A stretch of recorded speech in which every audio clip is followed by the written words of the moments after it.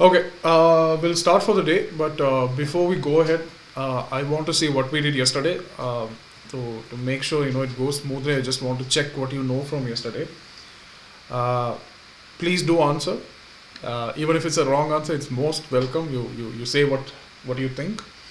We can go on to the next thing, but before that, guys, I'll tell it to everyone. I've shared two documents on the Google Classroom like some time back. Keep it ready for today's class, right? Just to confirm with you, one of the documents should have the heading. What is the heading of one of the documents? Two of them. IAS 7 and it should be DN, right? Yeah.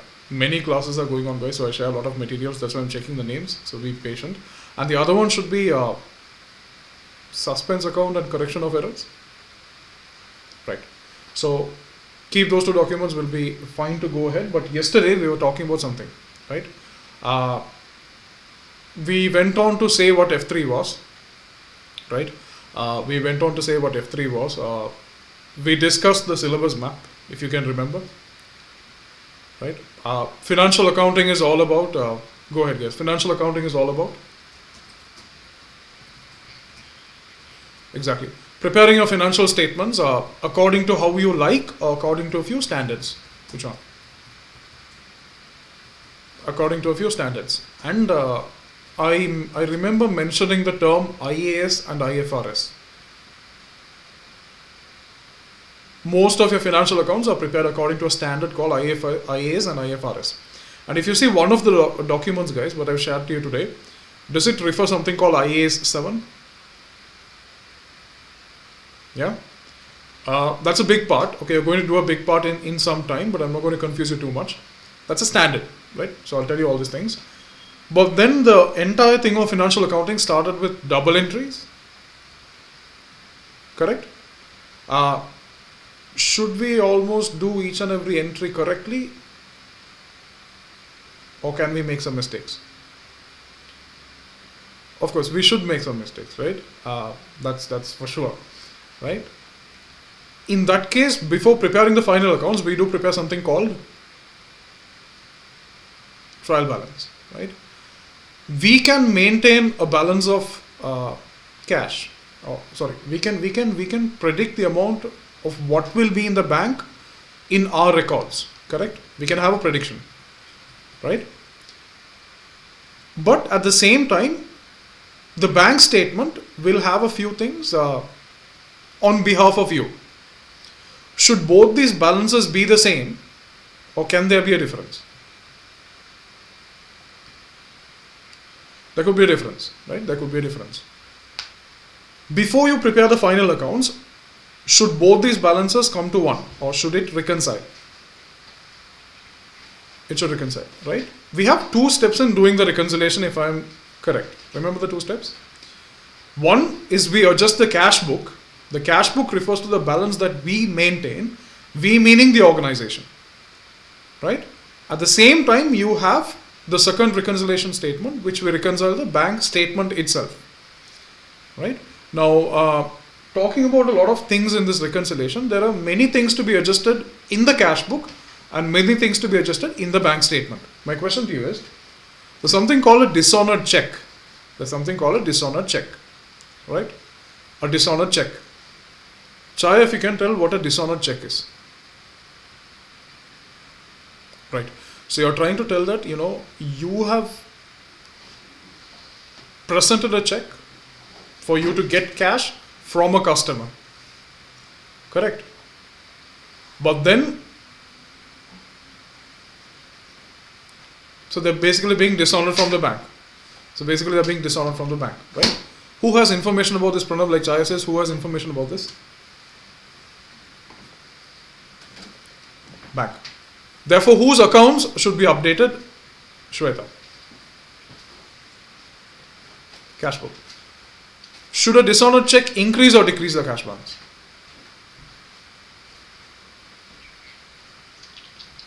Dhruv, was it increase or decrease?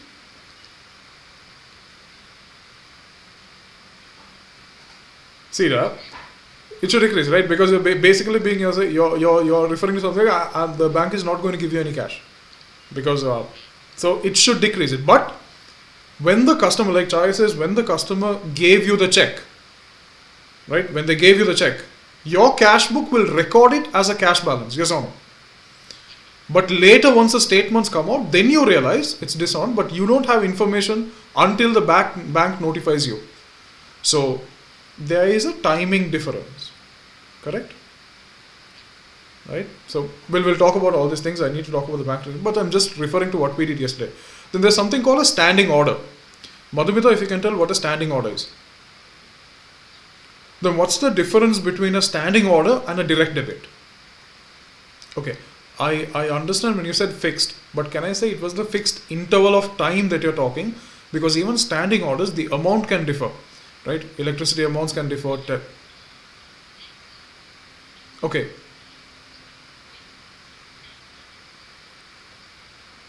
Okay, sometimes also direct debits, they might, no, I understand when you're saying a fixed amount, but see suppliers, months there might be less purchase, months there might be more purchase, but you might have a cap on it, right? Yeah, I understand you're telling that is a fixed amount, but can change, right? But your definition is perfectly fine, it can change. But who has information about a direct debit and a standing order?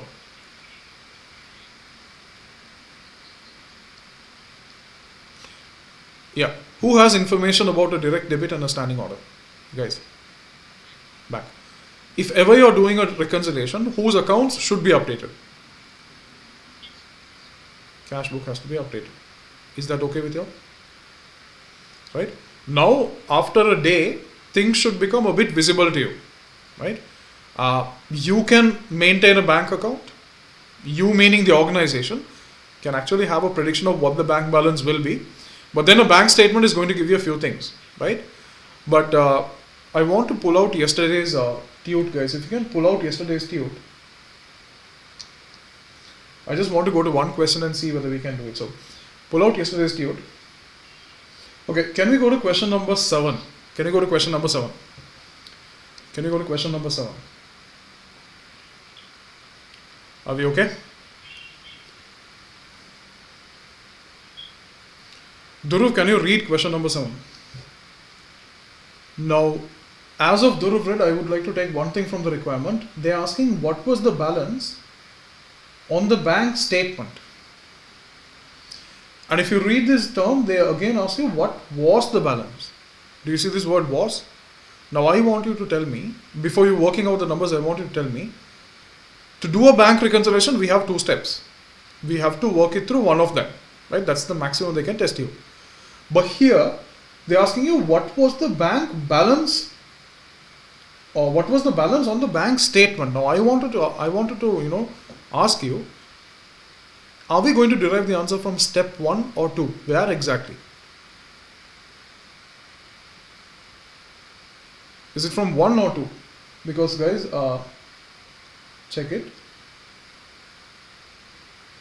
Exactly, it's from 2, right? And I wanted to go to that steps given to you, right? And if you look at things, right? I hope you can see the board. Now, are they asking you this balance or are they asking you that? Which one was that? Are they asking you the balance per corrected cash book or are they asking you the balance per the bank statement? Which one? Balance for the bank statement. They are, I think, asking you to go and find that in reverse. Yes or no? But to find that, guys, we need to know this. Which means we need to know the corrected bank balance. Yes or no? Which means to get that, we have to complete step 1. Yes or no? Why, guys? Because step 1 talks about corrected balance. And you know, the corrected balance of the cash book and the corrected balance as per the bank statement should be the same. But you have to have a clear idea of what the question is asking you. The question is clearly asking you what was the balance on the bank statement. What was the balance? Now, if it is what is, it's most likely they're asking you the corrected cash balance. But that's not the case. What was refers to what was the bank balance on the bank statement. But for that, you need to understand it's step 2. But to come to step 2, you have to complete step 1. Which means, what is step 1? Can I say adjusting the cash book? Step 2 is adjusting the bank statement. Yes or no? Right? So you need to have a clear understanding when you read the question as to where to pick things from. Right? Doesn't mean that because you identify it's step 2, it's only step 2. No. Sometimes it might be only step 2, but sometimes you have to work on 1 to come to 2. But you need to have that kind of understanding when you do the reconciliation. You need to exactly know what you're doing. Now, that's why I took this question. So let's do one thing. Let's again go to that question and see if anyone can answer it.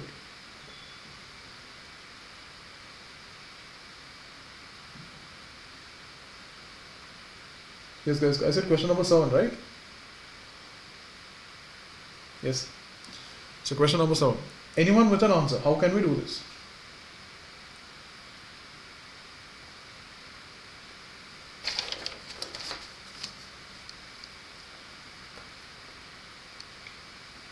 Guys, what can we do with it? What can we do with this? Entity's cash book balance. Is that the corrected balance or is that the cash book balance? Which one is that? So that's not the corrected cash book balance. Yes or no? It's just the cash book balance. So what I'm going to do is I'm going to do step 1. Step 1 talks about a cash account. So I'm just saying cash account over there. And it says 2125 debit. Correct? So what I'm going to say is I'm going to say brought forward is 2125 debit. I'm going to put it over there. It's not corrected cash book balance, it's just the cash book balance. So I'm going to put it over there. Then when I'm going to now introduce you to kind of an exam way of understanding, you know that the things that appear in the cash book are something like a standing order, direct debit, dishonored check, bank charges. See which of that is present in this particular case. I see in the last line there is bank charges, yes or no? Of 58, and they also clearly tell you it was not entered in the cash book. Correct? So first we have to adjust that. What will we do? Where do we enter cash or bank charges in a cash book? Does it increase the cash balance? Credit. Debit? Debit or credit? Credit. It reduces the cash balance, right? So what we'll do is we'll say bank charges and I'm going to credit 58. But then I see another 274. What is this 274? 274 is also a number given to us, but what is the 274 exactly? What does it refer to? Shweta, is it unpresented checks or outstanding lodgements? You have to be careful with it. We have received the check from customers or we have given the check to suppliers. Which one is that? Read it carefully, read it carefully.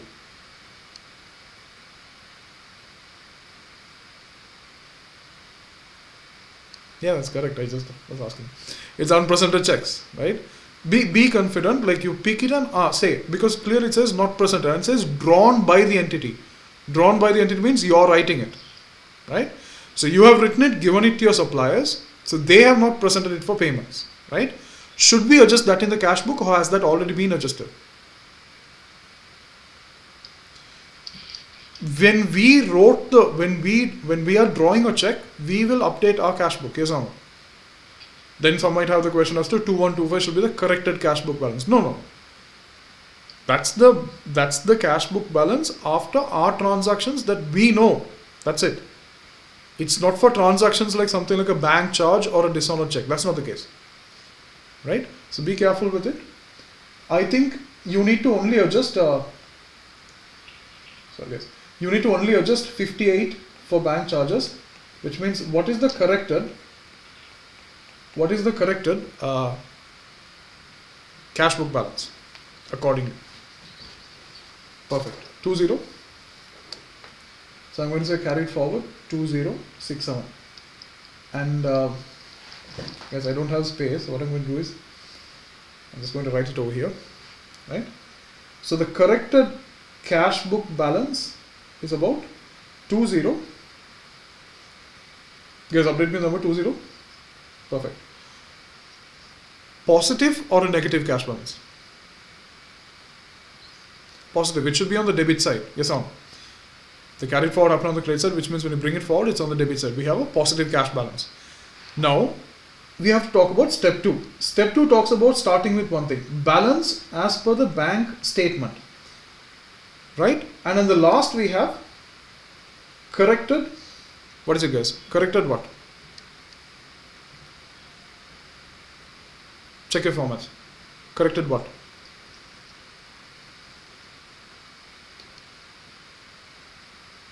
Pranav? Exactly. Corrected balance as per cash book. Now what is the corrected balance as per the cash book? 2067. Then between these two in a reconciliation statement in step 2, we know there are three things actually.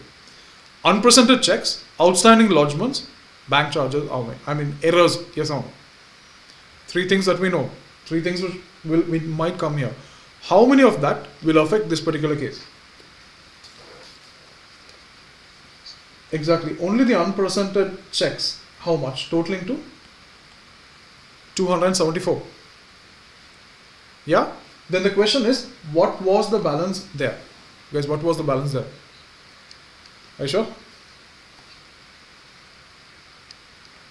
If you have 2341, deduct 274, you should be coming to about 2067. Yes or no? And remember, when you're working this way, when you're working backwards, if it's a deduction, you add it. If it's an addition, you deduct it to go up. Are we okay with this, guys? Shweta, are you okay with it? Yes, no? Dhruv? Yeah, sure. Do you understand 2067? Right. 2067 is the corrected cash balance. Yes or no? Step 2 tells us the end of step 2 is a corrected cash book balance, which we found to be 2067. But they are asking you what is the balance as per the bank statement in the question, which is the start line of step 2. Yes or no? So with the end line, how to come to the start line is a question. You need to fill in things in between. Usually, Dhruv, in step 2, how many adjustments do we have? In a bank statement reconciliation, how many adjustments do we have? 3 things, right? Unpresented checks, outstanding lodgements, and then errors. How many of that is present in this case? I think only one, unpresented check. So I fill in the blanks with 274. Now I have the closing corrected cash balance. I have the unpresented checks. How do I find what was the bank balance statement at the beginning?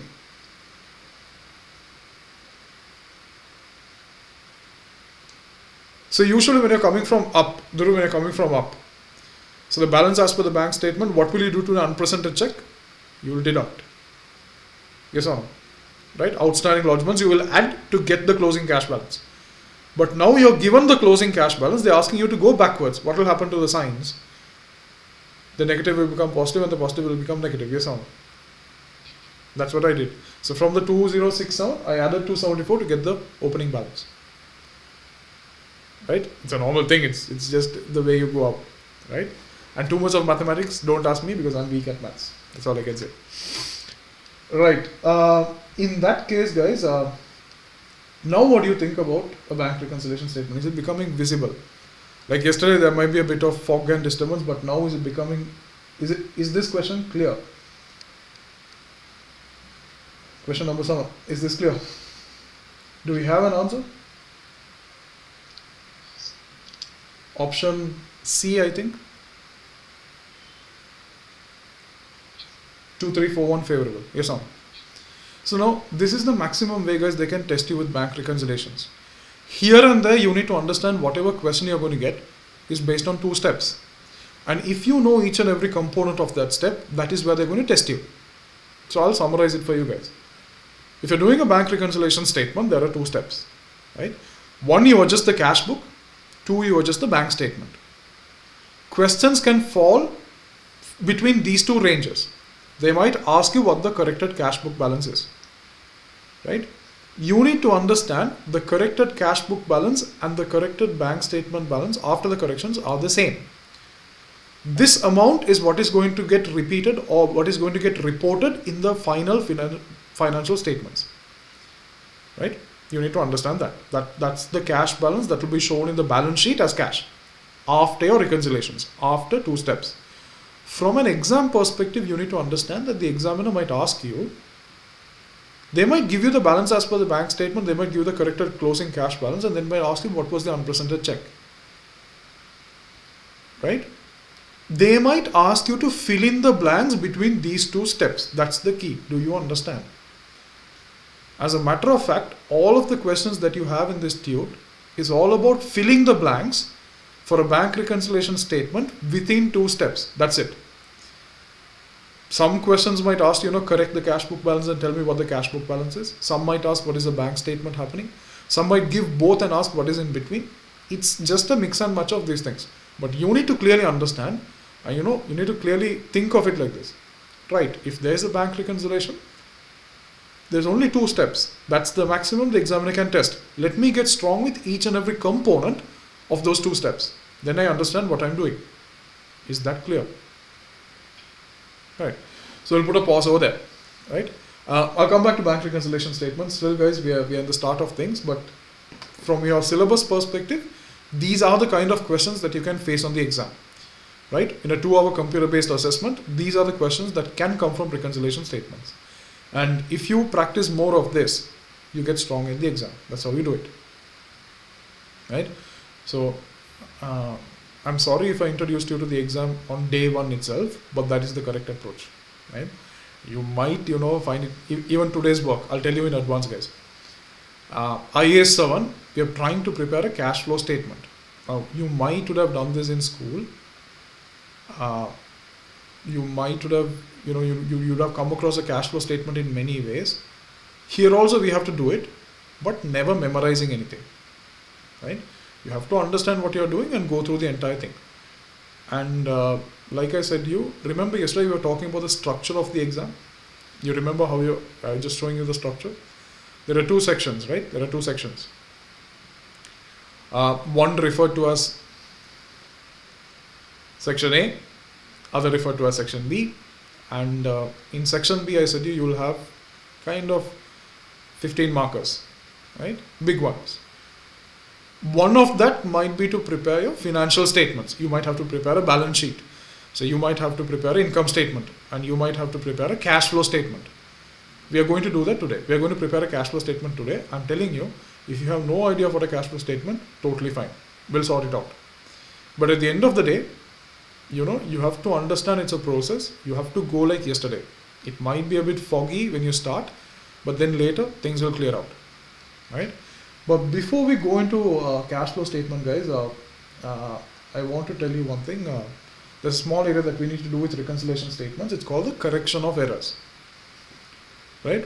Now, reconciliation statement is one kind of correction where you correct your cash book and the bank statement. That's one kind of correction, but there are many other corrections that we need to do in accounts, right? We do a lot of mistakes in accounting. When you're working, you'll understand. N number of mistakes. More than getting the final thing, you will be doing a lot of mistakes. But doesn't matter like how many mistakes you do, before your final accounts, you should be able to correct them. So that's referred to as correction of errors. And guys, if you can answer me, have you heard of this term suspense account? Have you heard of this term suspense account? Yeah. Yeah, I have a friend who he's a financial accountant, and he's known as Mr. Suspense. Right? Everything is on suspense. That's because not good at posting double entries. Right? I'll tell you a small example. Now, there is a telephone expense of $651. Okay? There is a telephone expense of $651. How will you do the double entry of this, guys? How will you usually do the double entry of this 651?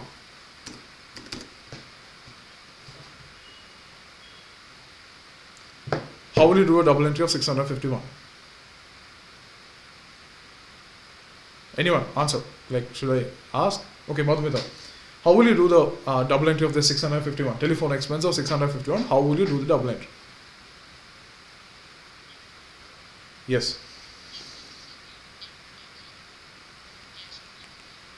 Right. So you're saying debit telephone expenses with 651, credit cash or bank with 651. Am I correct? This happens when everything at home is perfectly fine, when you had breakfast, when you had your medicines and everything properly. Right? But the financial accountant has a huge breakup at home, comes to office not even eaten. Can this happen? I'm just asking you. He posts the account as debit telephone expense with 615 and credit cash or bank with 651. Can this happen? Very much sure, right? You have a fight or something, you're not okay, this might happen.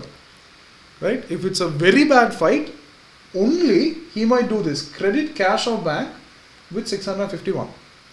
The debit side is not even put. Do you understand? So many errors like this might accumulate throughout the year, and before you prepare a final account, you might have a lot of errors to correct. Is that clear? That's what we are doing in this part of the session. We are trying to correct few errors. Right? I just told you like 2 kinds of errors, but there are many. So we need to know how to correct them properly. We need to understand what we have to correct. We need to understand the essence of correction. Right? There's a way to do it, and I'll tell you. But before you go in there, guys, I shared a document yesterday which calls it the bank reconciliation steps. Right? A 2-step approach to bank reconciliation, and after that, if you can open the document now for you all, I'll open it here. If you can open the document, guys. Towards the end of that document, you might have a heading called the correction of errors. Correct? You might have a heading called the correction of errors, right? And according to your syllabus, there are about 5 errors that you need to know, right? Let's go one by one and see what these errors are. I'm sure most of you would have done this somewhere down the line, but you know, you have to do it for F3, so you're doing it, right? Madhumita, can you read the first type of error? Just a minute, Madhumita. Leave the things in the bracket. We'll do that. But after you read everything, I'll just make an explanation. So don't feel offended if I stop you in the middle. I'm just trying to explain, right? Okay. So error of transposition is what I showed you, right? A number like 381 is being written as 318. Like I told you, 651 is being written as 615. You call that type of error an error of transposition. Is that clear, guys? In financial accounting, we'll refer to that kind of error as an error of transposition. Madhu, can we go to the next point? Yes.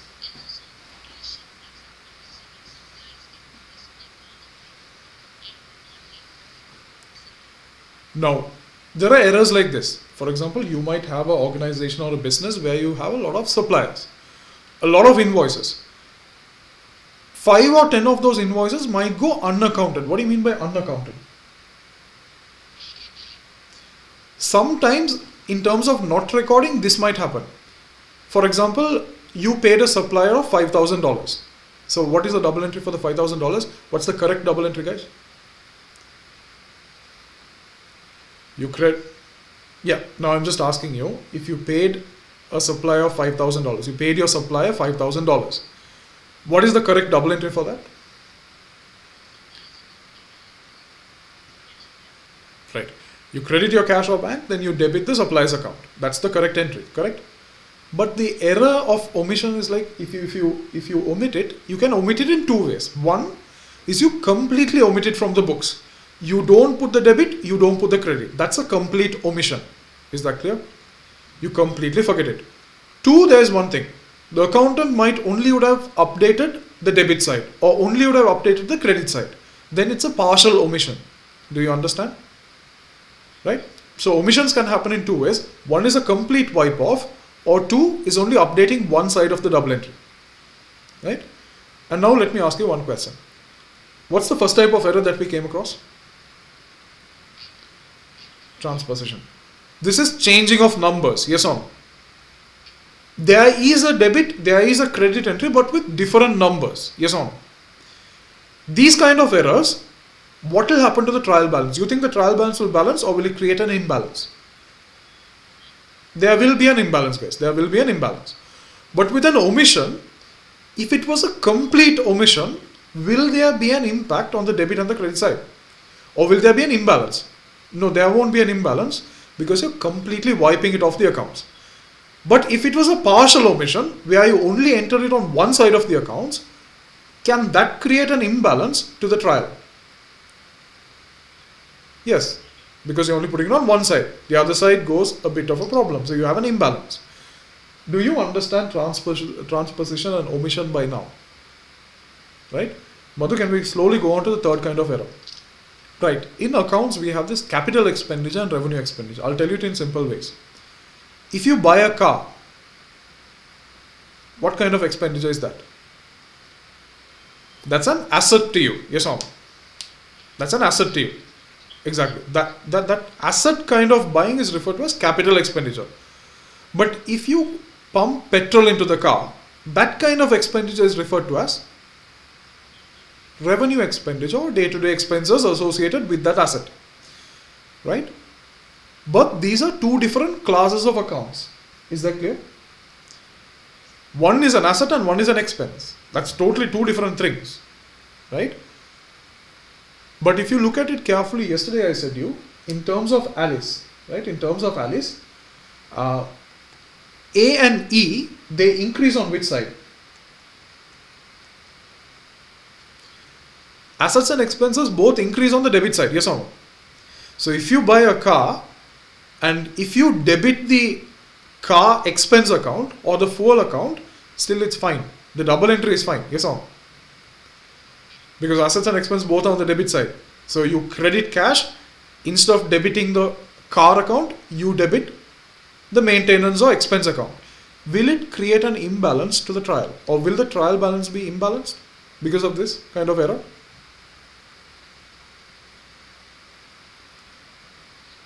I don't think so, right? Because, like Lester says, I'm not sure who said that, but if you're trying to tell me that, you spend $5,000 in buying a car, what's the correct double entry? Guys, what's the correct one? Exactly. You're debiting the car account or the non-current asset account or the fixed asset, you're debiting it, and then you're crediting the cash account. That's the correct thing. But instead of debiting the non-current asset account or the car account, if I debit car expenses account, still there is a debit and there is a credit. Yes or no? There won't be an imbalance. The trial will still be balancing. But you did a wrong posting. One is capital expenditure and one is revenue expenditure. These are two different things. And just to like let you know, capital expenditure goes to the balance sheet as an asset. Yes or no? Revenue expenditure goes as an expense to the profit or loss. These are two different things. So these kind of errors are referred to as what, guys? Principally you're wrong. Technically you're correct. Debiting and crediting is done. Technically you're correct. But principally you're completely wrong. Right? You have not classified the accounts. It's completely wrong. Madhu, can we go on to the next error?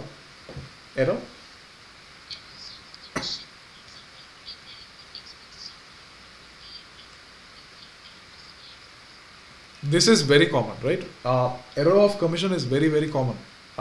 It's something that happens on a daily basis. Look at the example given to you. Putting the telephone expenses in the electricity expense account. It's the same class of accounts. It's the expense account, but just in a different kind of expense. For example, they're saying telephone expenses put in the electricity. Both are expenses, agree? Both are expenses. And both are the same type of expenses. Yes or no? But you have commissioned it in the wrong account. So that is referred to as an error of commission. Will it create an imbalance? If I'm looking at a trial balance preparation, will it create an imbalance? Yes or no? Guys, will an error of commission create an imbalance? No, I guess. Because still you're doing the debit and the credit, so it should be fine. But the error that you're doing over here is you're commissioning it in the wrong account. Right? But remember, the difference between principal and commission is in the same class of accounts. It's still telephone expense and it's still electricity expense. It's still the expense account. But if you're talking about error of principal, that's two different ranges. One is capital expenditure and one is revenue expenditure. So that difference should be known, right? Let's go on to the next thing, Madhu. Yeah, if you can read. Okay. Sometimes errors can be offsetting. What do you mean by offsetting errors? I'll just take this example that they have said. One is sales and one is purchases. Sales is being recorded on which side? Purchases is being recorded on which side? I'll say sales is income. Yes or no? Income increases on the? Income increases on the credit side, no? Assets, liabilities, income and capital. So income increases on the credit side. Right? Purchase is an expense. That increases on the debit side. Now, if you make an error in sales and the same amount of error in purchases, I am telling you, sometimes it might offset. Because one is found on the debit and one is found on the credit. Yes or no? This might offset. So, will it create an imbalance to the trial? No. No. But it has an offsetting impact. That is wrong. But it won't create an imbalance to the trial. But you will have to figure it out. Okay? This last error, I'll come to it in some time. But now, leaving everything aside, we're talking about what, guys? We're talking about what? What are we talking right now? Yeah, we're talking about errors. Yeah. We're talking about errors. As students, that's the area that we like to do a lot. Errors. Right? We came across many branches of errors, but I would like to, without looking at it, I would like to ask you, do you remember an error of transposition? What do you mean by an error of transposition, guys? Numbers. Perfect. Perfect. When you're preparing a trial balance, will it cause an imbalance? Yes. Do you remember error of principle? Right. Capital expenditure and revenue expenditure. Yes or no? Will it create an imbalance when you're preparing the trial? No, because you have the debits and the credits. Yes or no? But you also can do an error of omission. Yes or no? What is that?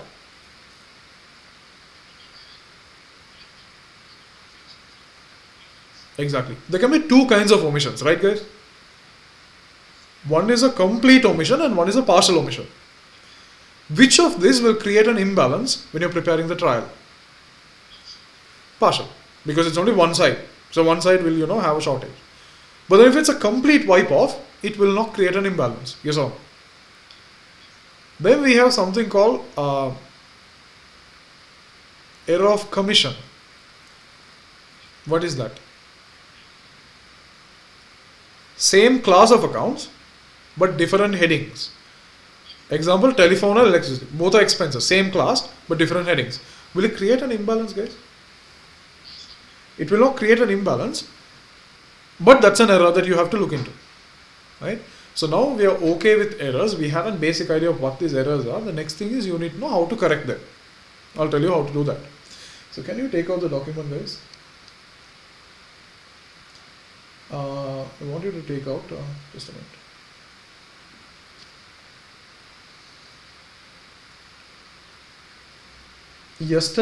Yesterday's one, which says bank reconciliation and correction of errors. Yesterday's tute. If you can go to the 16th question, there's an example given to you there. 16th question is an example. I want you to keep that open. I'm keeping it open here also. And after understanding all these errors that we have, I'm introducing you like how to correct the error. Okay? How to retain balance when you're preparing the trial by correcting all your errors. Let's see how to do it, but I want you to exactly focus. At the same time, I also want you to check on things, so I'll be doing that in the middle, right? Dishonored check has already been updated in the bank statement. True or false? A dishonored check has already been updated in the bank statement. True or false? It's true, right? The question asks like, what was the balance in the bank statement? Will that balance and the corrected cash balance be the same? The question is asking what was the balance on the bank statement. So is that amount and the corrected cash balance the same amount? No, it is not the same. I think corrected cash balance, you should work backwards to get the balance on the bank statement. Yes or no? Right. So perfect. We're getting into line. Good. So we'll do one thing without any further ado. Let's go on to this example, and I want a person to read it. Just a minute. Now I want you guys on the piece of paper, right? I want you to give a heading as debit, and I want you to give a heading as credit, right?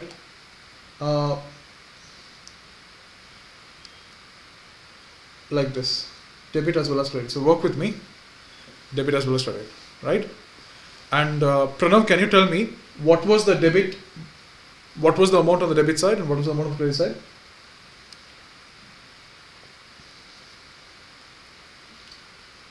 Pranav, are you there? Okay, they have not given that amount to us, but okay, let's do one thing. Pranav, can you read that to his dismay again once?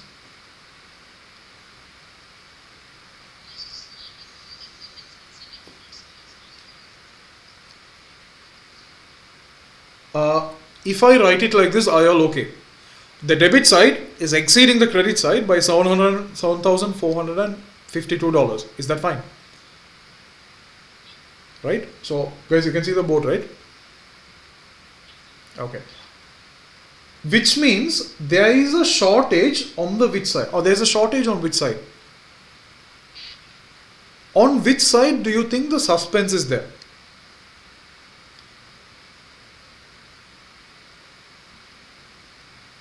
Guys, on which side do you think the suspense is there?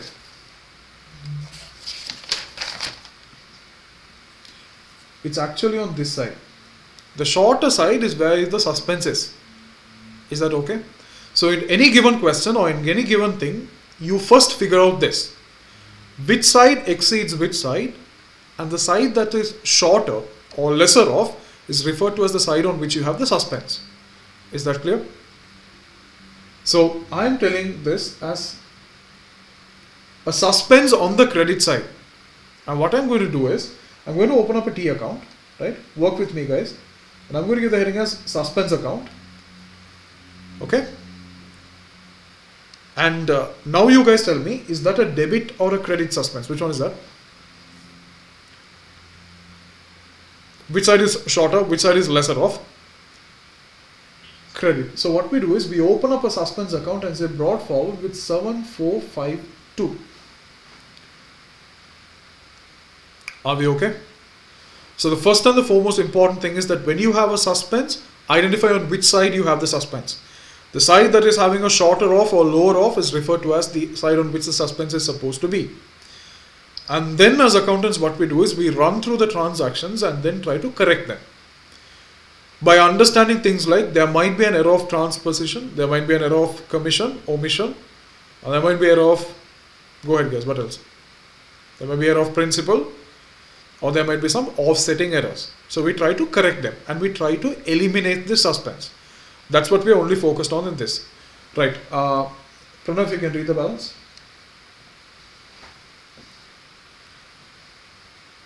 Okay. But guys, do you have this with you all? Because I posted it on the, can you read it from there?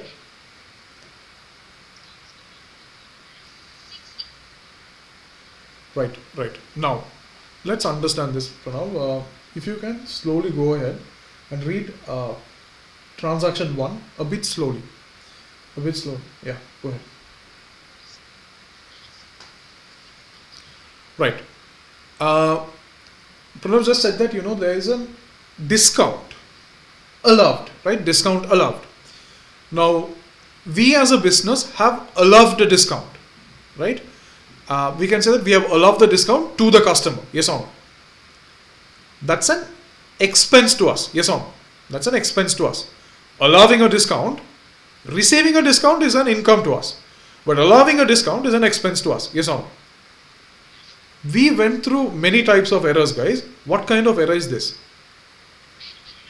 It's a transposition error. Yes or no? Will it create an imbalance to the trial? Will it create an imbalance to the trial? Yes. Can this be one of the reasons why you have a suspense account? Can it be one of the reasons?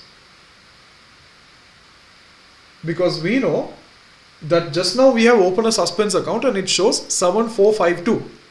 I'm telling you, one of the reason can be transaction number 1 because we have done a error of transposition. Yes or no? Then what we're going to do is we are only going to focus on transaction 1 and we're going to try and correct it. We're going to try and correct it. Right? So I'm going to tell you how to correct it, but many people have many ways of telling this. I found this way to be more effective. So when you look at a transaction that has been recorded not in the right way, I'm trying to say that if you see a transaction that has been recorded the wrong way, open up 3 headings and I'll tell you why. Now first one is, I need you to open a heading called the original entry, OE. It's the original entry, right? OE refers to the original entry. I'm not going to write in full form, guys. First of all, my handwriting is bad. Second of all, this iPad is small. So I'm just going to say OE. If the short form is not understandable, you can ask me. Now, what was the original entry that was posted by the accountant? Guys, tell me. What has that fellow done? I'm asking you, repeat the error that he has done. Just tell how he has posted this error of transposition. How has he done it?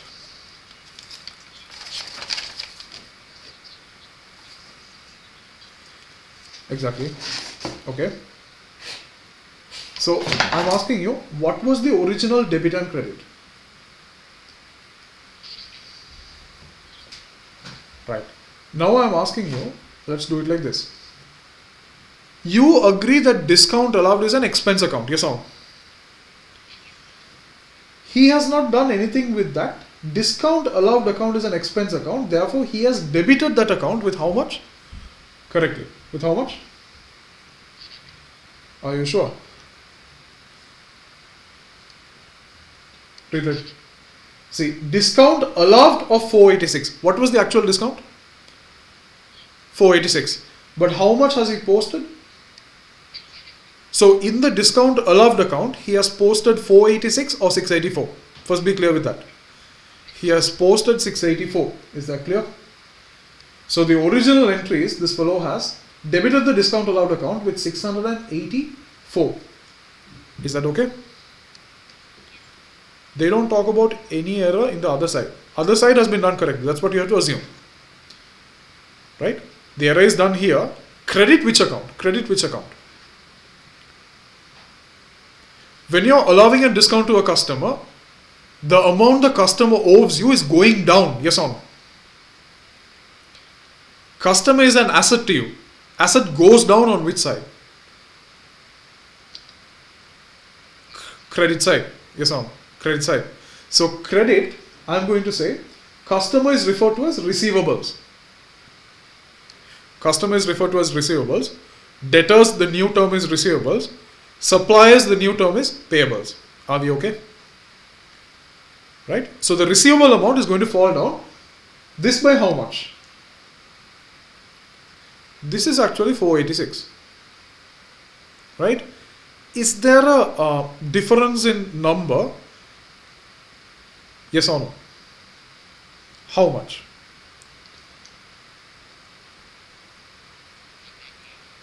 Exactly. Which side is shorter by $198? Which side? I think it's a credit side. So I'm going to say credit, and I'm saying there should have been a suspense account open for $198, guys. This is the original entry. Are we okay?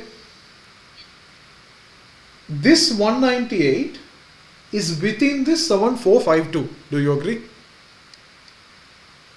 Right?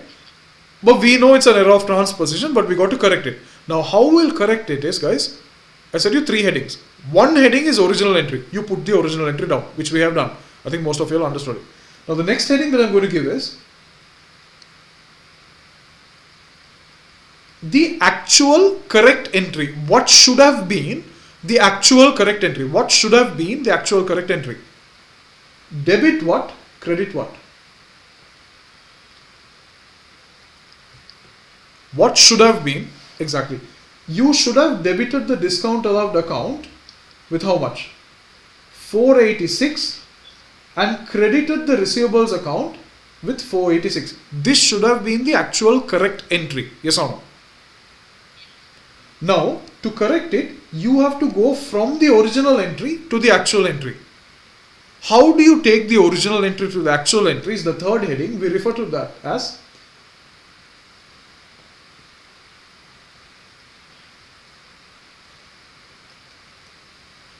a heading called to correct. Right? We pass an entry to correct it.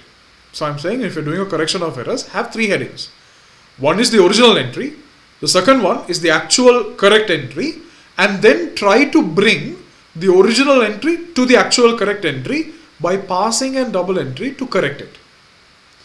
How do we do that is understand how this works. You know that in any corrected entries, there is no suspense. We have to get rid of the suspense. Yes or no? Right? Now I'm going to mark this as 1. I'm going to mark this as 1. This as 3 and this as 2. So to take me from 1 to 3, I need to finish step 2. What is step 2? To correct it. And if you look at step 3 carefully, it has nothing called suspense. You can't have anything called suspense. You have to delete it. You have to remove it off. Now how will you do that? In step 1, original side says on the credit there is a suspense of 198. To correct that, what will you do? Exactly. You say debit and say suspense account with how much? 198. But you know, exactly. But you know in accounts, when you do a debit entry, there should be an equal credit entry. Yes or no? Where will you credit this? Exact. You will credit this to discount allowed with 198. If you post this entry, what will happen to your accounts? I am telling you that the suspense account will strike off, right? And originally, how much did you have in the discount allowed account? 684 on which side? On which side, guys? On the debit side. Now, when you pass this entry in under step 2, when you pass this entry, you credit the discount allowed with how much? With 198. Yes or no? So originally under step 1 you had 684 on the debit side. To pass the or to correct the entry, you put a credit of 198. The net of this should give you how much?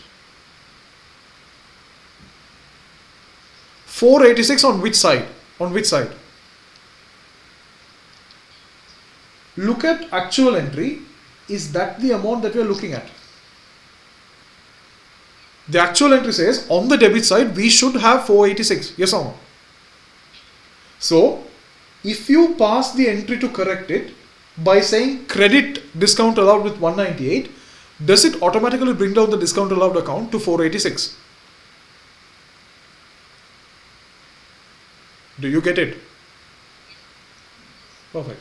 Now I'm asking you, if I pass this entry, that is the second heading, if I pass this entry, the suspense account will vanish off, and in the discount allowed you will have the new balance as 486, and that is the correct entry. Yes or no? Which means I opened up a suspense account over here. Within the 7452 there is a 198. Yes or no? How do you remove that? You say debit the suspense. Exactly, you say debit the suspense. Yes or no? Because to correct it, look at it, you are debiting the suspense.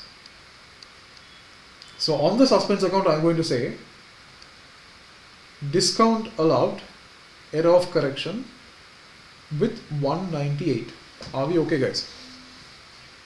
This is how you correct the errors, right?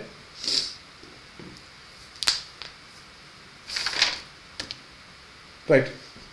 Guys, are you okay with this correction of error? Right. Pranav, you can read. Pranav, like if anyone is not fine with it, please ask. I will repeat. There is no issue. Right? If you don't say anything, I'm going to assume that you're okay and I'm going to go ahead. Right.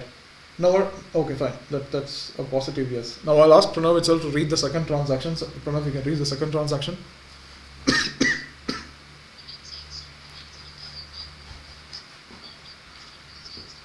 Perfect.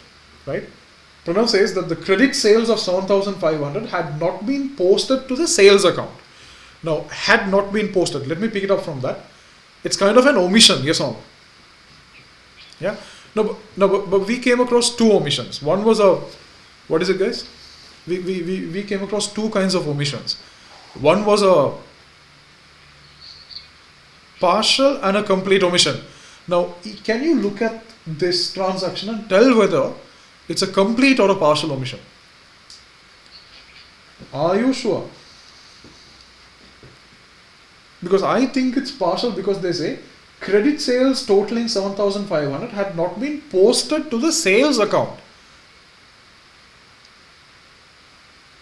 Which means they don't talk about anything like the debtors account, or they don't talk about anything like the receivable account, yes or no? So that should have been done. The only thing that they missed is the sales account. So I am telling it's a partial omission, yes or no? So very careful, guys. In your exam, the wording and the understanding of each of the transactions should be perfect. Otherwise, you will miss it. So be careful. If they say something like this, had not been posted to the sales account, you by default assume that the other entry has been done. Unless they specifically tell that entry also has been omitted, you assume it to be a partial omission. Is that clear? Right? So be careful with it. It is a partial omission. Now let me go back over here, and I want you to do one thing.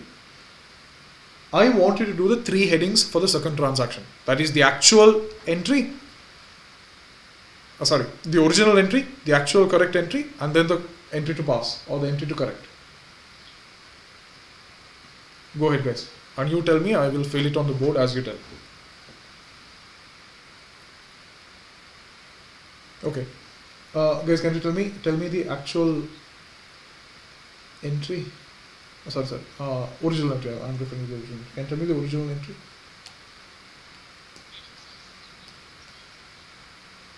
Okay.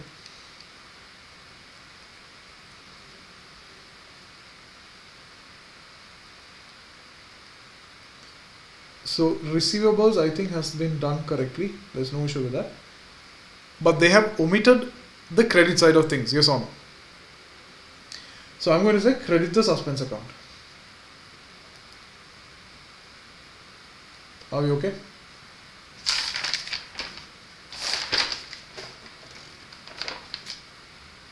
Are we okay, guys? Right. But now I want to go to 3 and say, what's the actual correct entry? Debit what? Credit what? I think debit, it should be receivables, with $7,500, and credit, it should be sales. Right? But then how do you take it from there to there? How do you take it from 1 to 3? To correct, what entry should you pass? First of all, remember that it's easy to remove the suspense, right? So you have opened the suspense on which side? The credit side. To remove it, what do you do? Exactly, Lester. Debit the suspense account with how much?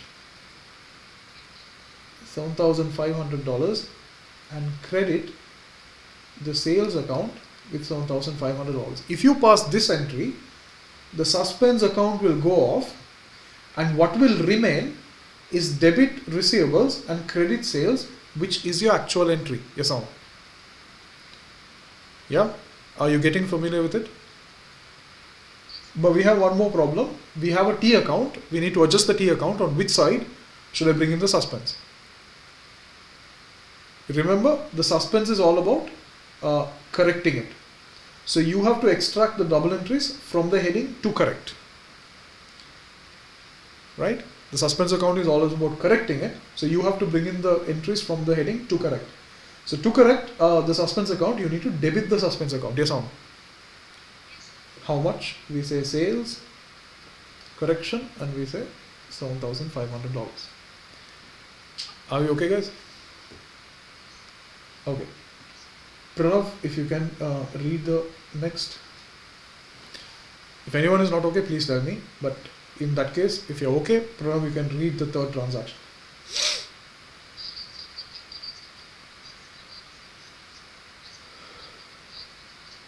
Okay. I'll tell you what an accrual account is. Accrual is an expense that is unpaid. Okay, it's an expense that is unpaid, which means it's a liability, right? You have to pay its own. To keep it very simply, an expense that is yet unpaid. Don't know if you can read it slowly once more, better. The balance on the accrual account, accrual referring to the liability, of 404 had been omitted when the trial balance was prepared. Now, I said you accrual, that's a liability, right? It's an expense also, yes or no? Correct, guys? Okay, what did I do? Just a minute, guys, just a minute.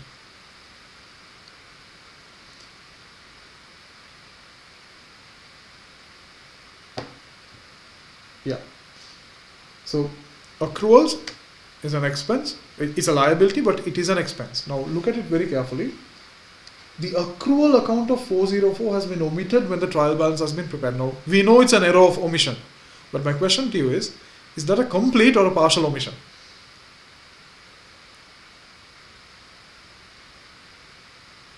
Is that a complete or a partial omission?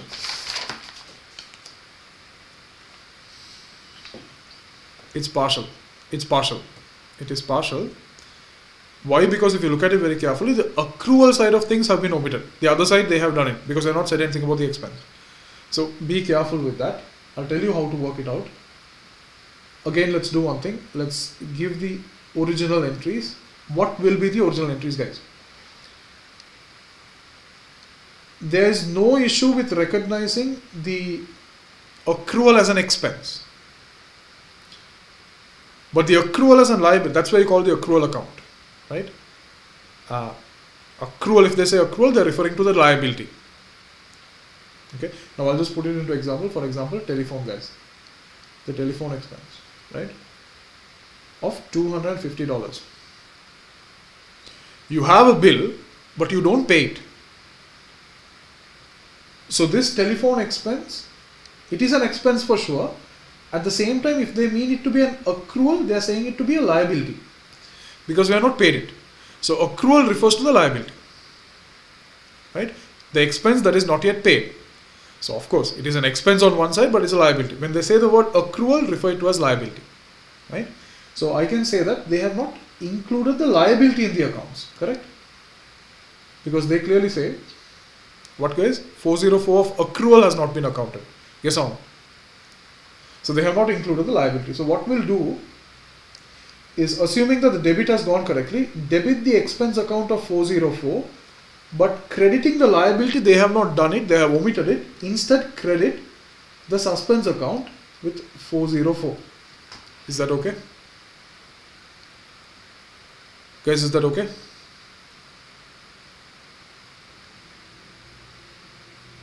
Is that okay, guys?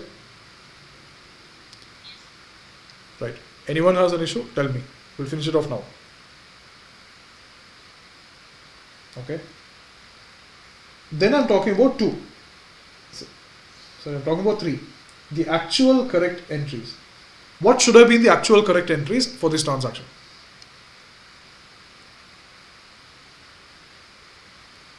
There should have been a debit of expense at $404. And there should have been a credit to what? To the accruals account with 404. Right? This accrual refers to the liability. Now question is, how do you take it from the original entry to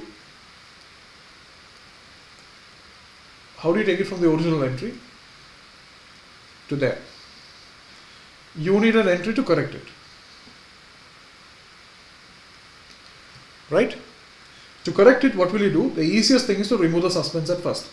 So debit your suspense account with 404 and credit the same account, accruals account, which is the liability, with 404. If you do that, you will remove the suspense and you will introduce 404 into the accrual account, which means you have passed an entry to correct it, which means it will affect our suspense T. I'm referring to the suspense T account. on what side do you remove it? Guys, on what side do you remove it?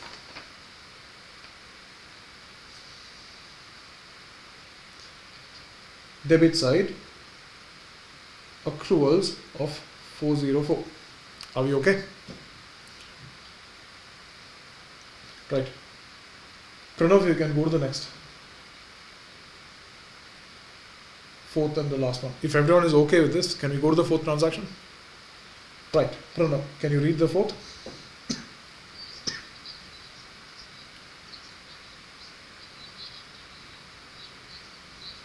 Right. Now you do one thing. Pranav read it. You guys completely do that and answer it. Right? I'll give you like 35 seconds. I'm counting. I'm wearing a watch. So 35 seconds. Try to figure out the 3 entries and correct it.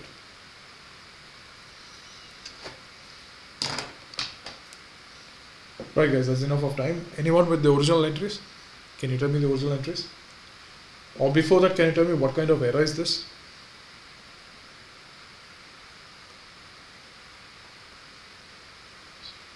It's a partial omission. It is an omission. Exactly, it's a partial omission, right? I think with whatever Pranav read, in respect of a telephone expense, the only entry was made to the cash account. So I think they have only credited the cash account, that is, they have only updated the cash account with $650. Is that fine? Which means they have not put the debit. So debit to us will be a suspense account. It's not known to us. Perfect. 650. But the actual entry should have been what, guys? Exactly.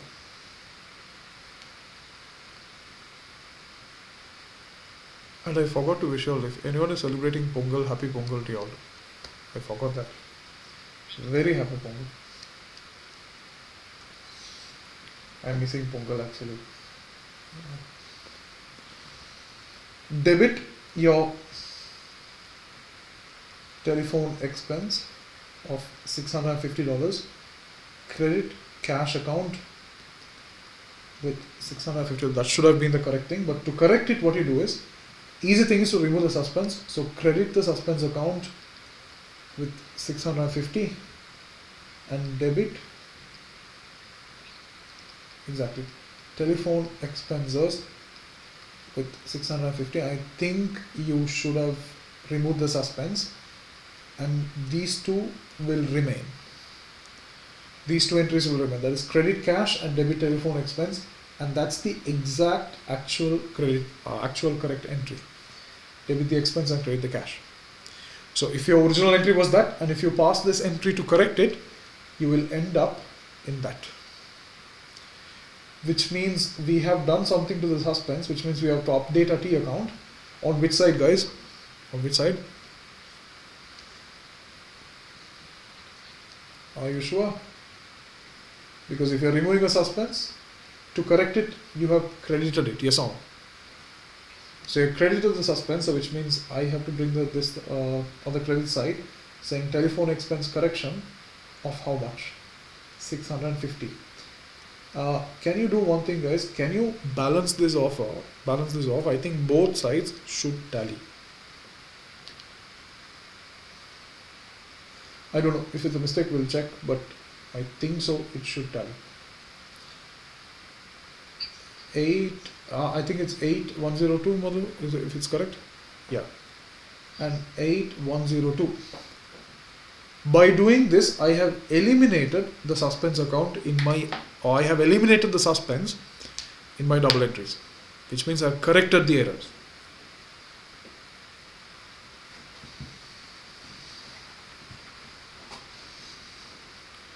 Guys, are we okay? Right? So this is how you do correction of errors. Before we go and jump into the exam questions, but let's see. Correction of errors can be many, right? Errors can be many. You understand an error of transposition? You understand an error of principle? We have not done that, but I'll tell you. I'll tell you what errors affect the trial balance, what doesn't in some time. But before we go on there, I just want to know your mind is okay with digesting the type of errors that we have, right? If I ask you, if I say you that error of omission can be 2, will you agree? Partial has an impact on the trial balance. True. A complete wipe off will not impact the trial balance. If you debit a revenue expenditure to a capital expenditure, it still has the same impact on the trial. It will not create an imbalance. True or false? True. Because you're doing a debit and you're doing a credit. Till that is there, the trial balance will balance. But you're doing principally a wrong thing in accounts. Yes or no? Sometimes the error is not so serious. You might commission it in the wrong account. So what do you mean by an error of commission?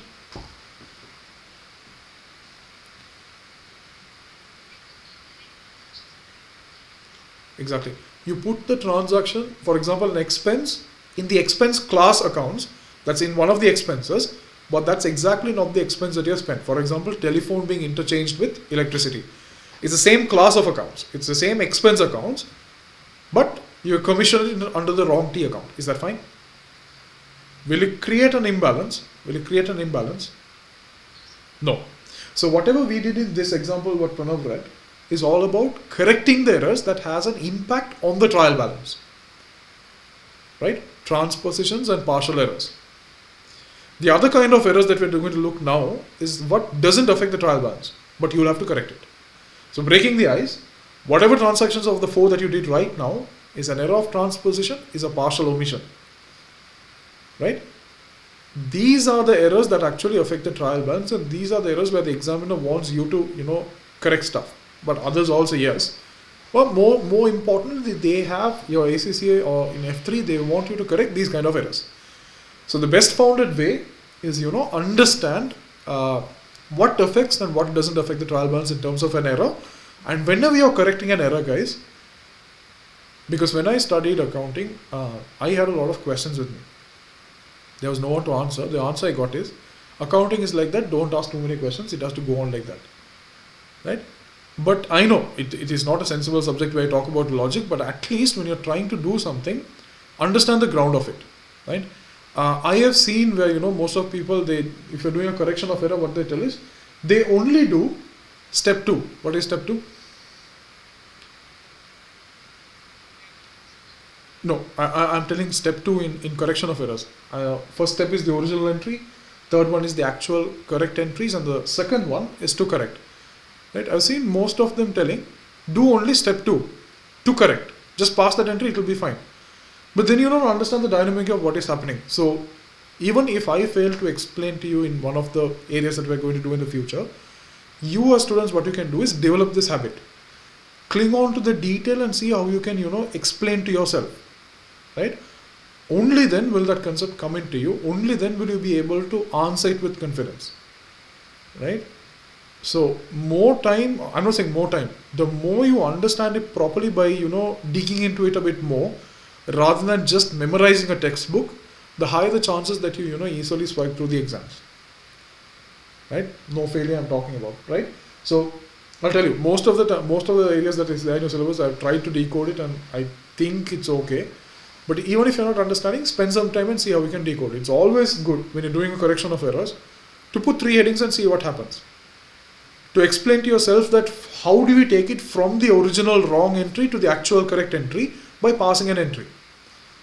Explain to yourself, always have that power, explain to yourself that if you create a suspense account on the credit side, to correct it, you need to put it on the opposite side, and that swipes off the suspense account and the balance will go to the next. So always have that link, right? Again, don't memorize, right? Don't memorize. So at the back of the mind, we have done 2 areas, bank reconciliation and correction of errors. Bank reconciliation, your mind should be like, okay, there is a prediction that we do in terms of the bank balance that we might have, and then there's the original bank statement. It doesn't have to be the same, there can be differences. We'll update both, but both should come to the same amount, and this amount goes to the final account. The examiner can check me in either one of the 2 steps. The maximum that I have to know is there are 2 steps to do a reconciliation, that's it. So the examiner is going to ask something in between that. And to my knowledge, I have to bring both to the same balance. If I'm doing a correction of errors, I know these are the kind of errors. I know a few affect the trial balance. I know a few don't. But a few that affects the trial balance, I'll open a suspense account. I'll put 3 headings and understand how to, correct the error. That's it. Are we okay? Right. Now guys, what we'll do is we'll take on the document that I gave you today, that I posted today. If you can go to suspense account and correction of errors tute. Are you okay? These are the kind of questions that the examiner is giving you, right? In your computer-based assessment, you might have a question jumping and coming as a multiple choice question like this. So we'll see how we'll apply. We'll see how we'll apply ourselves, and whatever we have studied, we'll see how we'll put it to the exam. Chaya, can you read the question? Okay, now Chaya, just that last line of the question, if you can repeat it slowly, I'll tell you where to pick. Can you read the last line of the question? Yeah, that one. Yeah, that one.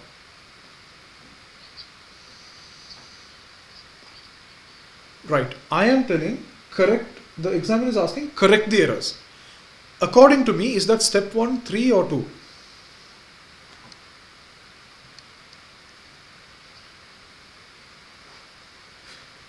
One, 2 or 3. My question is that. Which one of the following journal entries will correct the error? Will correct. Which one, guys? It's step 2, right? Yes. It's step 2. So at the back of the mind, you should fix that. Okay, I need to pass an entry to correct it. Which means this is some kind of error that is going to affect the trial balance. Right? Let's see. But now there's a huge mix-up about discount allowed and discount received. Right? What we can do is, guys, my approach would have been this. If you have an approach, tell me.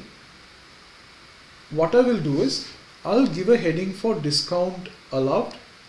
I'll give a heading for discount received. Okay, that's my first thing.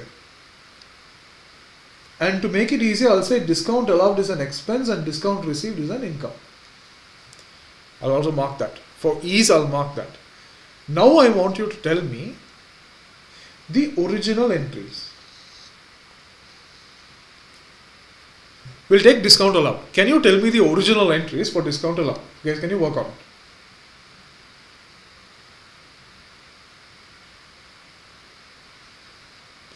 Before you go with that, let me ask you, what's the actual figure for discount allowed? What's the correct actual figure that should happen for discount allowed? 3840. Yes or no? Check the question. I agree it's 3840, but check the question. Discount allowed 3840 was credited to discount received. So the actual discount allowed was how much? 3840.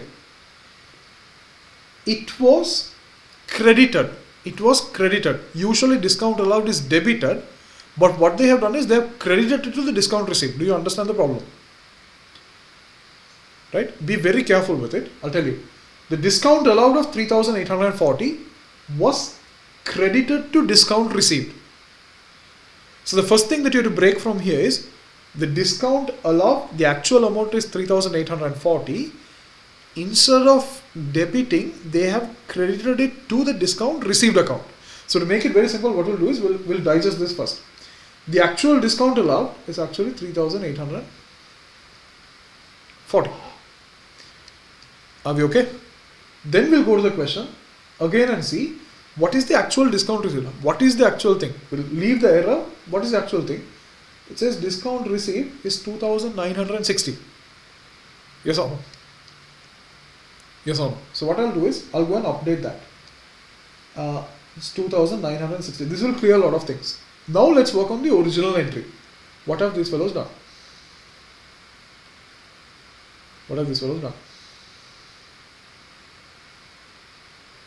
Guys, what have these fellows done? Original entry. Okay, since we are working on the heading discount allowed on this side, let me put a debit and a credit. Discount allowed is an expense. We saw that, right? We saw in that example. Discount allowed is an expense. it reduces the amount that we get from the customer. Yes or no?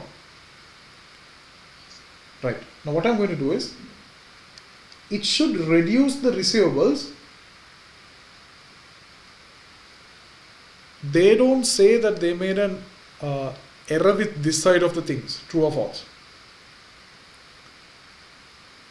They only made an error with, doing something else. What is the something else? Yes, they put it to the discount received account instead of debiting it. Now, what I will do is, I'll go under the heading discount received and I'll say credit. What did they do? Originally, what did they do? Guys, they put receivables 3,840 on the credit side here. Instead of debiting the discount allowed account, what did they do? They again went and credited which account? Discount received account. So discount received credited with 3840. Yes or no? Now, again come under the heading discount allowed, right? Discount allowed. Now, let's go and see the question again. Go to this part and it says discount received of 2,960 was debited to the discount allowed account. Was debited to the discount allowed account. So what happens? Guys, if you can tell me what happens. Original entry, they have debited, since I'm under the heading discount allowed, they have debited how much for discount allowed?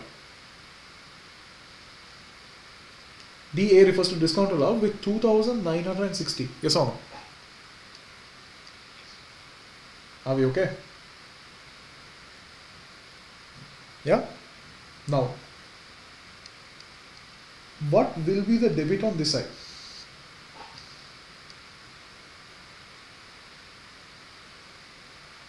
Guys, what will be the debit on the discount received side? What will be on that? Discount is an income that is received from your suppliers, where they are going to charge you less. That's an income to you. So that reduces the amount you have to pay to the suppliers or no. That talks about payables. That is 2,960. They have not done an error with that. Okay, I agree. It's getting too much. Okay, let's pause it.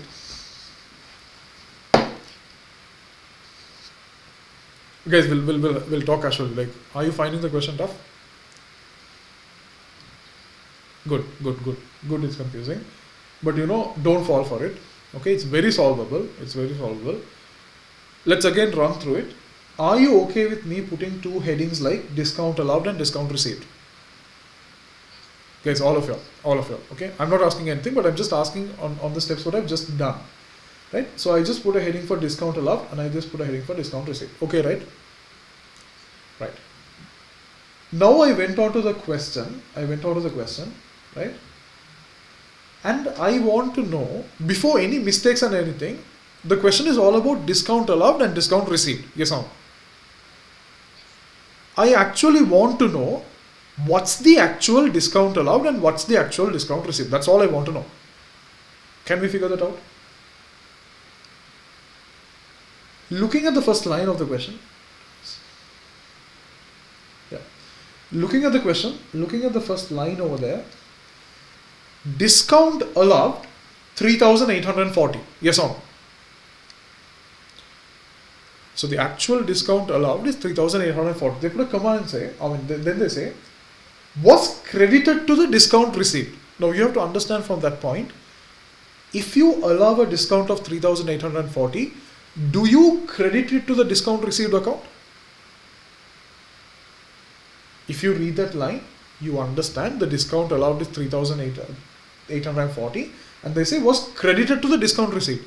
On a given day, do you credit the discount received account for some discounts that you have allowed?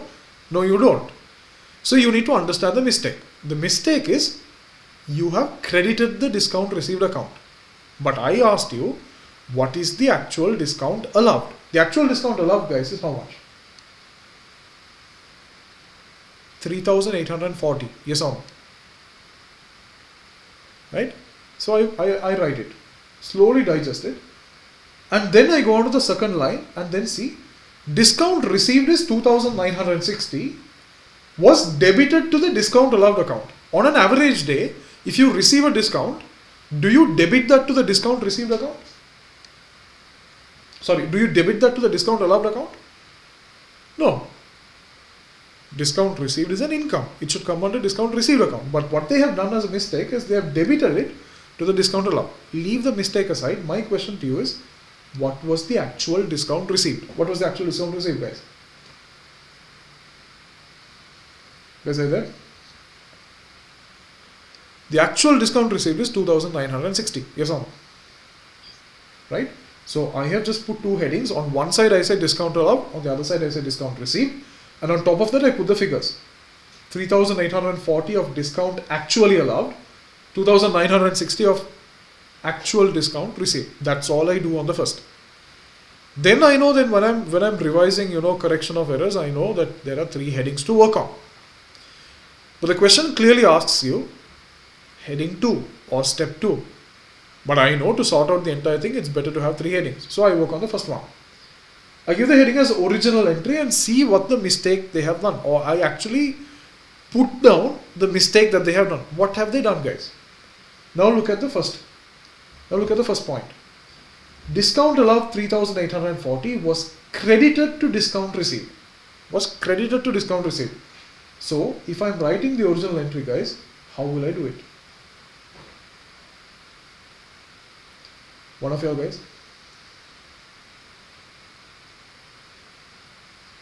Now the first line, right? The first line of the question says discount allowed of 3,840 was credited to discount received.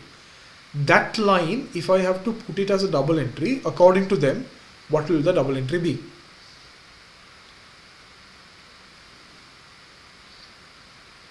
They say they have credited it to the discount received account. Yes or no?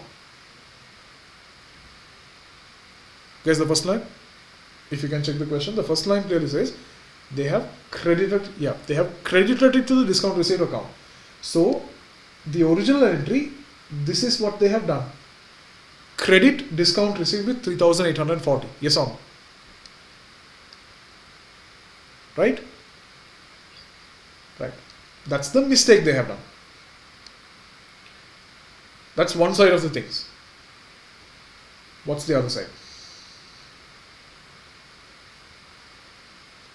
They have messed it up with the discount account. Yes or no? So when you allow a discount, you know that it's regarding to the customers, the receivables. Yes or no? Have they messed up the receivable side of things? Do they say that? On the first line, do they say they have messed up the receivable side of things? No. Which means that should be correct. Yes or no? So what is the correct entry for the receivables account in terms of a discount that you allow? Okay, I'm asking you, it's okay, it's fine, I agree, but I'm asking you to look at it from their perspective, right? From their perspective, you're clearly okay with me writing credit discount received of 3,840, yes or no? Right. In that case, you need to know that there's a double entry that is happening, correct? Right? Where will that double entry go?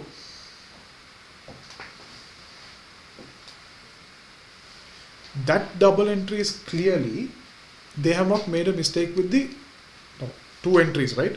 One entry they have made a mistake, but the other entry they have not. Correct? Guys, this entry is where they made the mistake. Right? But the corresponding entry should be fine. What is that fine entry? It's regarding the receivables, yes or no? If it's a discount allowed with regard to receivables, you should be crediting the receivables or debiting the receivables. Which one is that? Crediting. That's what they have done over here. That's what I said. Credit the receivable account with 3,840. That's fine.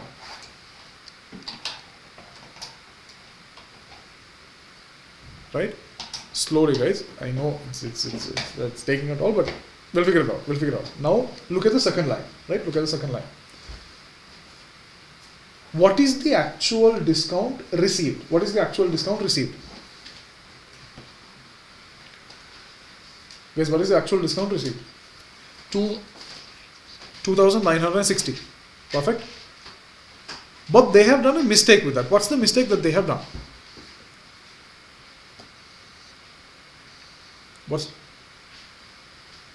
Okay, so originally they have debited it where discount allowed.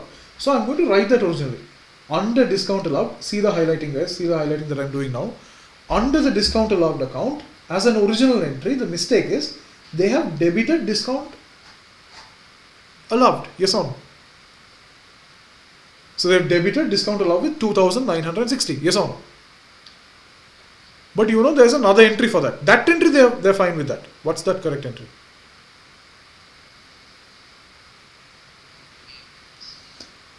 Debit payables 2960. That side they have not done any mistake because they don't say so. So we have to assume that side is fine. Are we okay? Now if you look at it clearly, what has happened is an interchange of the two accounts with two different numbers. Yes or no? They just don't treat, listen to this carefully, they just don't treat, right? They just don't treat discount allowed. They treat discount allowed as discount received. They don't treat discount received as a mistake, but discount received as discount allowed. These two have interchanged and the numbers also have interchanged. Yes or no? Right? There is a transposition of the two accounts and the numbers. That's what is tough over here. Right? This is a very good question, guys. I'll do it again, but for now, look at the heading discount allowed, original entry. I'm going to match it. The original entry for discount allowed is that and is that. Do you understand?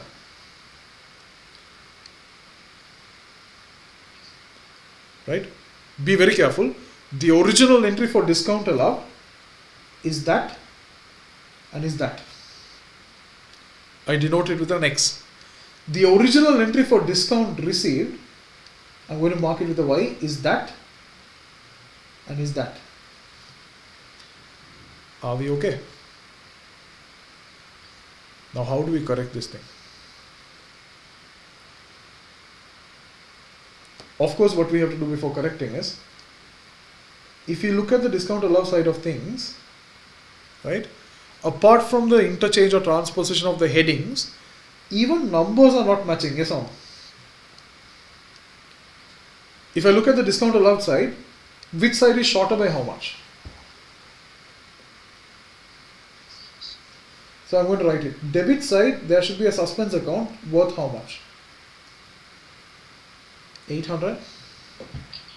880. So debit suspense is 880. On that side, what do we have? Under discount received, what do we have?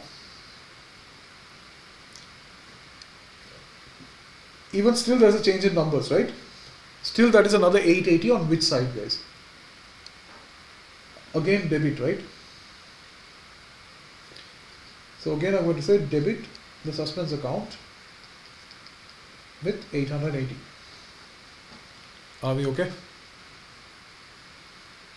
Now I'm going to give the heading as, we'll do this first. To correct, I'm giving you a hint. If you have to correct it, you have to remove the suspense. Yes or no?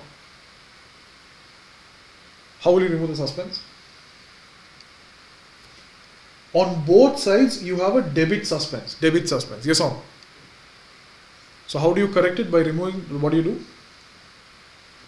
I'll say, what did I do? Yeah, I'll say, credit the suspense account with $1,760. Why? Because it's two 880s, right? So there you can credit the suspense account with 1,760. But if you pass a credit entry, obviously there should be a debit entry. Yes or no?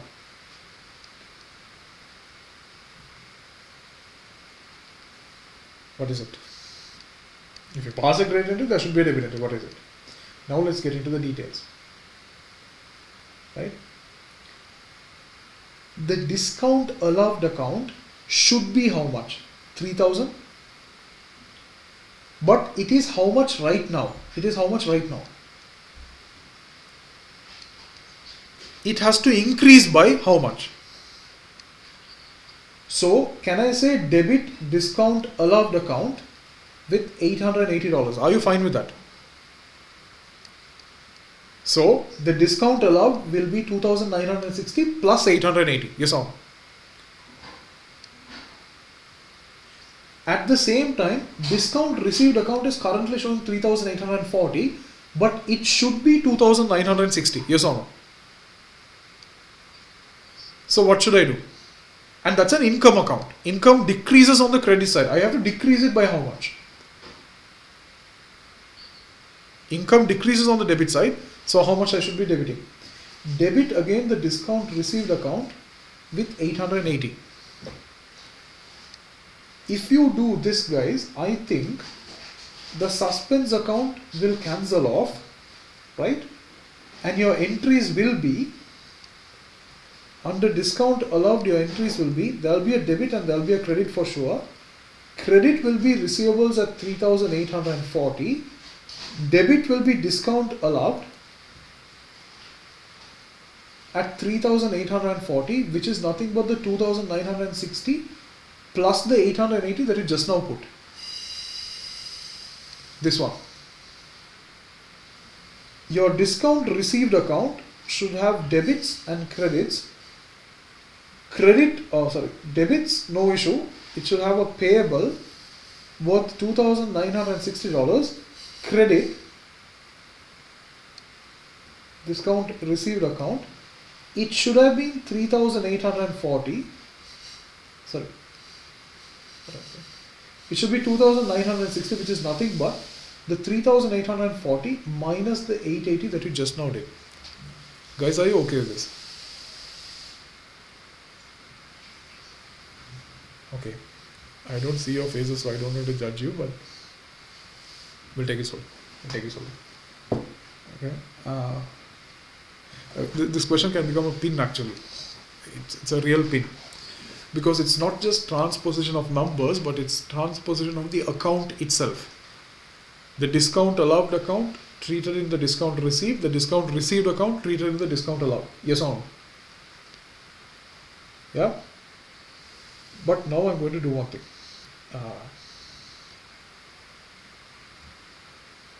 Can you see anything in the answer right now? Guys, can you see anything on the answer? You can't see the answer is scribbled, right? Right. Do one thing. Repeat that question on the book by yourself now. For yourself. Repeat it for yourself. Try to replicate the answer. Think and replicate. I'll do it again. I'll show you the answer again, but I want you to replicate that. And I want you to discuss that question.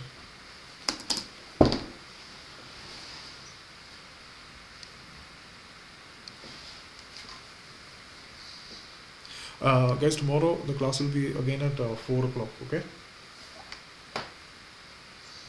Okay. I thought of starting with cash flow statements today, but it's okay. We'll start it with tomorrow. But before you go today, I want you to make sure that this makes perfect sense to you. This makes complete sense to you. So what we'll do is, that is the toughest question of the set. So let's try, replicate the answer again. Guys, are you all working on it? Okay. What's our first approach, guys? In this question, what's our first approach? If ever you find a question like this, what are you going to do? Perfect. But since it's all revolving around discounts, is it okay to give one heading as? Two headings. Exactly. One as discount allowed and one as discount received. Are we okay with that? Yeah. Now, if I ask everyone, what is the actual amount of discount that you have allowed to customers?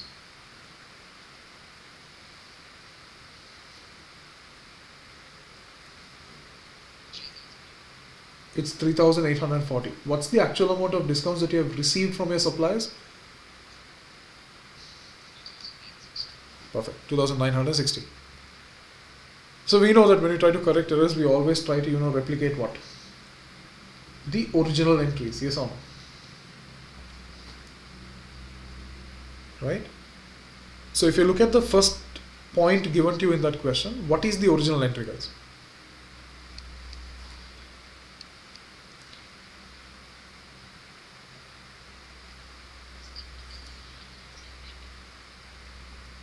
Exactly.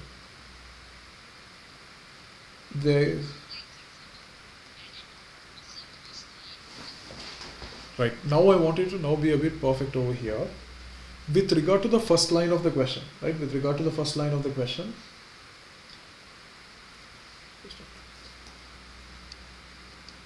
guys, what's the time?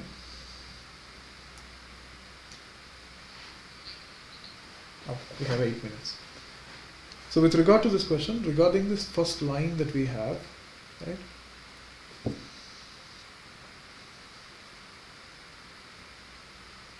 Regarding that first line, discount allowed 3,840 was credited to the discount received account. Now I want you to look at this statement and exactly replicate this entry in debit and credit. I want you to tell this exact statement, translate it to debit and credit. Don't try to correct or do anything. Just replicate this sentence into debits and credits. How will it look like? They clearly say they have credited some account. Yes or no? Guys? Which account have they credited? I think they have, in terms of the discount allowed, they have credited the discount received account. Yes or no? With how much? 3,840. That's what they say. Right? But then they don't mention the other side of this entry. They have done a wrong thing. That is the correct thing. Yes or no? So what's the other side of things? If you allow a discount, what should happen to your customers or receivables? Reduce. That is side. That is perfectly fine. With how much? 3,840. So the first the first line of that question, or the first statement of that question, this one, if you exactly replicate that into double entries, it will look like this. It will look like this. They have credited the discount received account, and the balance, that entry was fine, which is reducing the receivables by 3,840. But you have to clearly understand here, they have done this mistake with discount allowed by treating it in the discount received account and also putting a wrong number. Is that fine? Guys, is that fine? Okay. I'm not asking too much. If you can translate the second sentence into double entries. What's the second sentence say? Discount received 2,960 was debited to discount allowed account. So they have debited the discount allowed account. So for the discount that they have received, they have debited the discount allowed account. So if I'm translating that, how will the double entry look? It will look like discount allowed account with 2,960. Yes or no? And the other side of this double entry, that's correct. They don't say they mess with that. What's the other side of things? When you receive a discount, your payables or the supply amount that you have to pay goes down. So debit the payables with how much? 2,960. Are we okay? These are the original entries, guys. But you know the discount allowed cannot be 2,960. It should be 3,840. You know the discount received cannot be 3,840. It should be 2,960. So to bring these into place, we should correct it. Yes or no? Guys, to bring this into place, we should correct it. Yes or no? Yeah. So if you have to bring this into place, we also understand that the debits and the credits on this side is not matching, which means there will be a suspense. Right? there will be a suspense account. If I'm talking about this side of things, how much of suspense will we have? 880. On which side? On which side? On the debit side.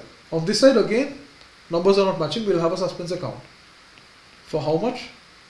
Again 880. Again on the debit side. Right?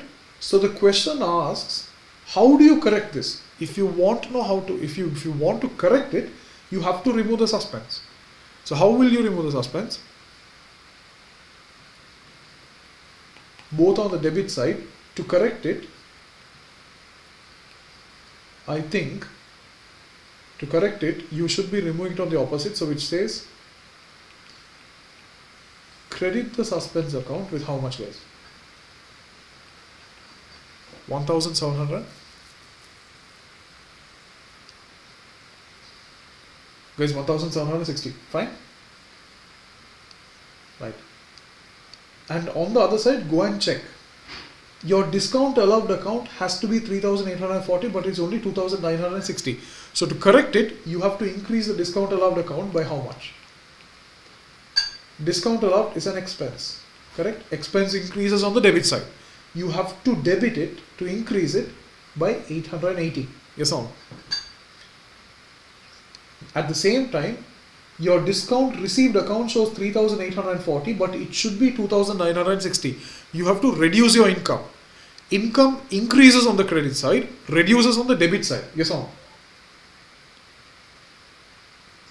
So again, you debit the discount received account, which is an income account, with again 880.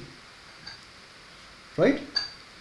If you do this to the discount allowed account, it will be updated to 3840. If you do this to the discount received account, it will update this to 2960. Are we okay? So to correct it, this is the entry that you have to pass. According to our question, do we have an option like that?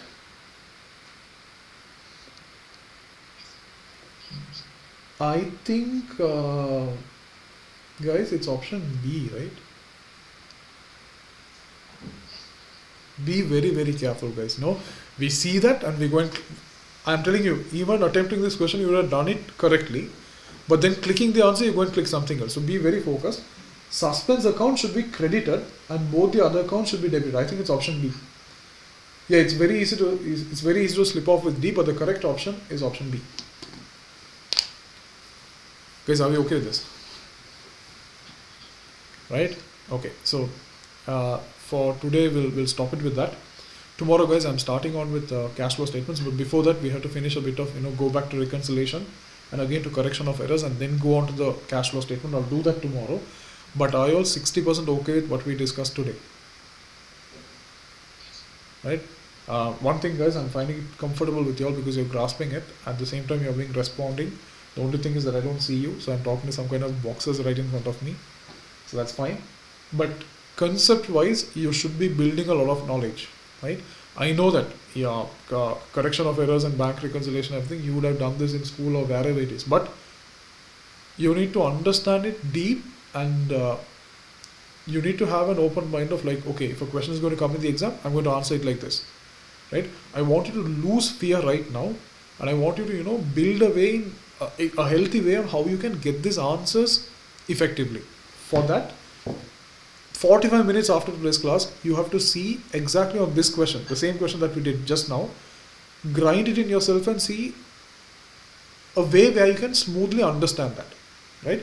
That's all I want you to do. Don't go and, over practice and do something like that. That's not fine. If you can spend 1 more hour, will be great. Can you guys do that? So I have attached several, yeah, exactly. So I have attached, guys, several other questions to you also on the particular tute, right? You can do one thing. Again, now look at bank reconciliation after today's revision, and now look at correction of errors and try and do most of the questions you have. By the weekend, I will upload all the answers on Google Classroom again. Is that okay?